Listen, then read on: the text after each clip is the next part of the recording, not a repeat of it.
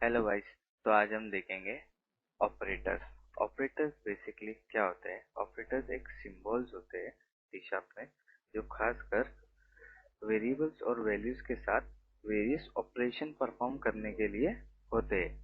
ये operators basically mathematical operations के लिए होते हैं, लॉजिकल ऑपरेशंस के लिए, या फिर कंपैरिजन ऑपरेशन के लिए यूज होते हैं। ओके, तो बहुत इम्पोर्टेंट है ऑपरेटर्स भी प्रॉपर यूज करना, ताकि हमारा कोड मेंटेनेबल रहे। ओके, हाँ, हमको समझ आए। और तो हम देखेंगे अभी अरिथमेटिक ऑपरेटर्स।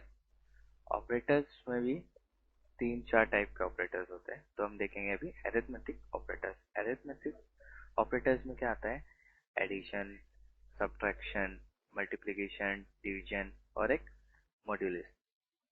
ओके, तो अरिथमेटिक में देखेंगे हम एडिशन के लिए जैसे हम ऐड करते हैं वैसे ही यूज होता है। ओके, सब्ट्रैक्शन के लिए भी जैसे हम सब्ट्रैक्ट करते हैं वैसे ही यूज होता है।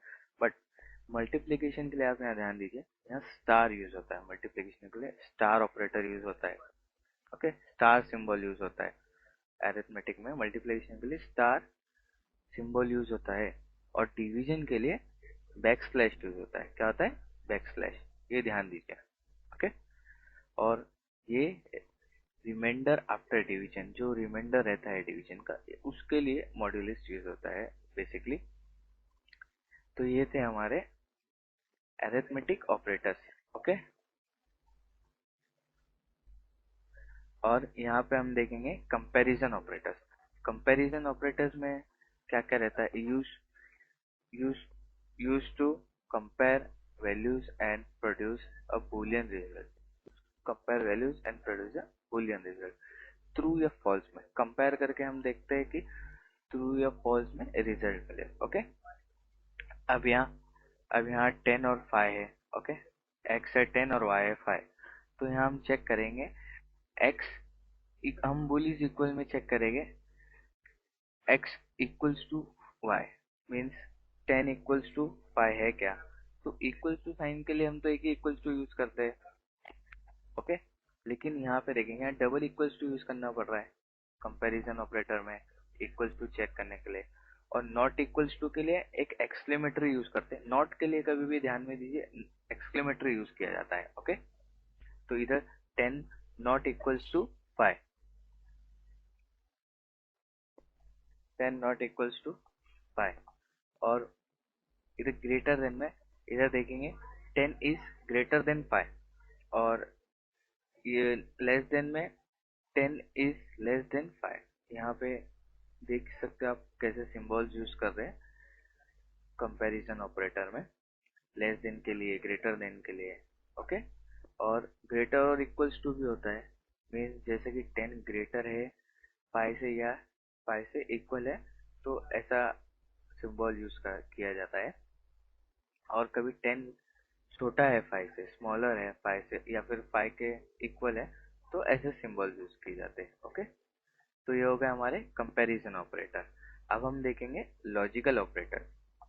Perform logical operation and return Boolean results. ठीक है, ये भी बूलियन रिजल्ट्स मींस ट्रू या फॉल्स ही रिटर्न होगा। ओके, सी यहाँ पे ना एंड की कंडीशन है। सी एंड है ये, एंड। ओके, ये एंड मींस यहाँ पे देख सकते हो आप, is true and is false. तो हम एक एग्जांपल लेते हैं, car and bike. Okay, and means दोनों, बोथ, कार एंड बाइक। अब यहाँ पे आप और की कंडीशन देख सकते हैं। यहाँ पे और की कंडीशन में ऐसे सिंबल्स यूज किए गए हैं। ओके, तो और में क्या रहता है? कार और बाइक मीन्स कोई भी एक, लेकिन यहाँ एंड में यहाँ पे दोनों। ओके, और एंड के लिए ऐसे सिंबल्स यूज किए जाते हैं, और के लिए ऐसे सिंबल्स। ध्यान दीजिए। ओके, एंड मैंने पहले ही आपको बताया था पर कि नॉट के लिए एक्सक्लेमेटरी यूज किया जाता है। ठीक, नॉट इज ट्रू, मतलब ये ट्रू नहीं है। ठीक, नॉट इज ट्रू। ओके, तो ये थे हमारे लॉजिकल ऑपरेटर। अब हम यहाँ देखेंगे असाइनमेंट ऑपरेटर।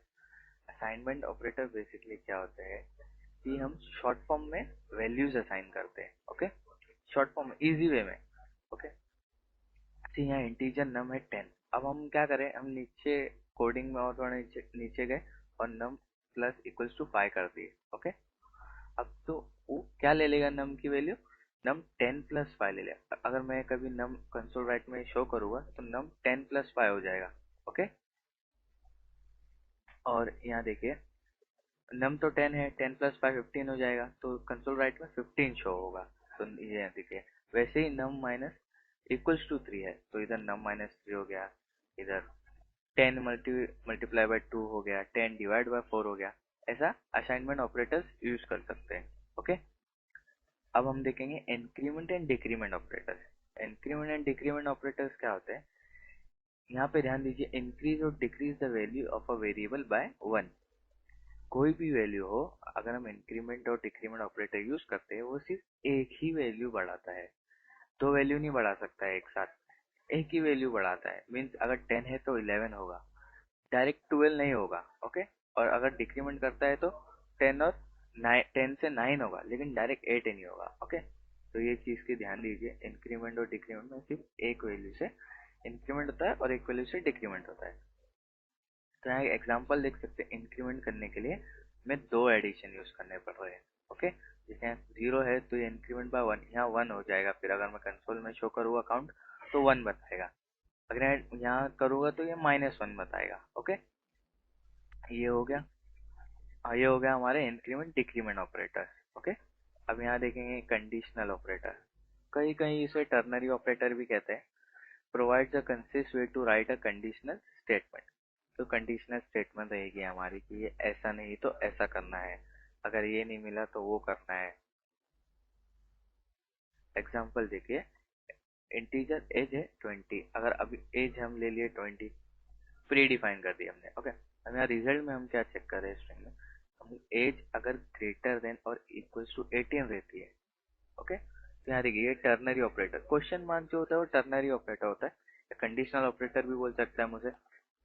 ओके, यहाँ देखिए, अगर वो एज ग्रेटर और इक्वल्स टू 18 रहेगा ना, तो कंसोल में अगर हम रिजल्ट शो करेंगे तो अडल्ट आएगा। अडल्ट क्या आएगा, अडल्ट, अडल्ट आएगा। अगर नहीं रहेगा 18 से इक्वल्स टू और ग्रेटर देन, तो माइनर आ जाएगा। ओके, ये यहाँ देखिए, ये भी सिंबल यूज हो रहा है ताकि अगर ये नहीं रहा तो ये वैल्यू ले कंसोल में। ओके, तो ये था हमारा कंडीशनल ऑपरेटर, जिसे हम टर्नरी ऑपरेटर भी कहते हैं, टर्नरी ऑपरेटर भी कहते हैं। ओके, तो ये थे हमारे सब ऑपरेटर। Thank you.